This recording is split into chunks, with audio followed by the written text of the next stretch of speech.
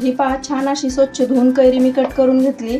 त्यासाठी आपण लोणचं बनवण्यासाठी ना गॅसवरती टोप ठेवलेला आहे. त्यात तेल टाकून मोहरी पण त्यात टाकून तडतडून घ्यायची थोडीशी. गॅस बंद करायचा आहे लगेच.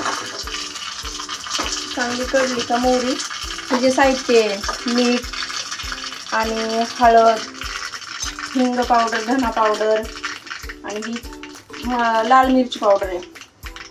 हे सगळं साहित्य त्याच्यावरती टाकून हा जो तडका तयार केलेला आहे ते आपण त्याच्यात टाकून तात्काळ खाण्यासाठी हे लोणचं आपलं एकदम टेस्टी असं तयार झालेलं आहे.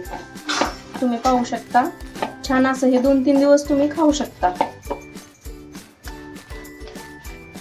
सध्या काय आंब्याचं सीझन चालू आहे ना, तर हे लोणचं असं केलं तर 3 दिवस 4 दिवस तरी टिकतच.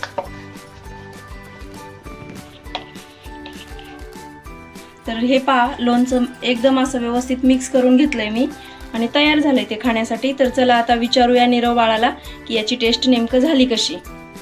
नीनू हे बघ टेस्ट कशी झाली सांग बघ मला. वाव, किती छान झाले.